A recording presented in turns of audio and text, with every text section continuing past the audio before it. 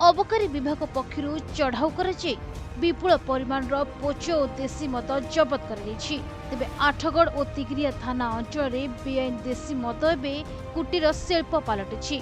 अबकारी विभाग बारंबार चढ़ाऊ कले सुधा फल शून्य रहुछि, कारण हजार हजार लिटर देशी मद और गुड़ पोच जहाँकि मद प्रस्तुति रे लागि थाए ताकु जबत करी नष्ट करुछंती अबकारी कर्मचारी। तथापि माफियांकर भय नाही। तेबे सबुठारु आश्चर्य कथा हैला कोनोसी चढ़ाऊ रे अभियुक्त मान को गिरफ करि पारु नाही विभाग।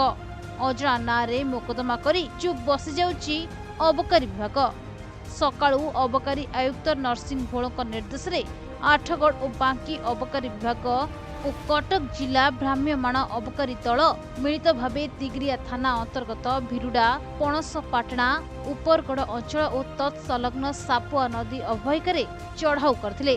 सेठारे 9000 लिटर गुड़ पोच और 750 लिटर बेआईन देशी मद जबत करने सह नष्ट करथिले। तेबे संक्रांत 3 गोटी यूडी मामला विभाग दायर करी अभियुक्त मान को चिन्हट करी तदंत जारी रखिछि।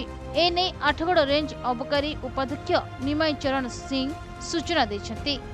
এই অবকারী চড়ো আমি আজি 7টা 7:30 সময় ভিরুডা গ্রাম তিগিরিয়া থানা অন্তর্গত ভিরুডা গ্রাম এবং ভিরুডা গ্রামরে থিবা পণসপাটনা ভিরুডা উপর গ্রামরে থিবা উপরবেড়া এবং ভিরুডা গ্রামর থিবা গোটে নদী সাপুয়া নদী তটরে চড়ো করছিলু। এই চড়োরে আমি 9000 লিটর गुड़ पुचवास तथा 750 लिटर देशी चूरामद जबत करिचु। ए संबंध में 3टी केस रुजु होईची।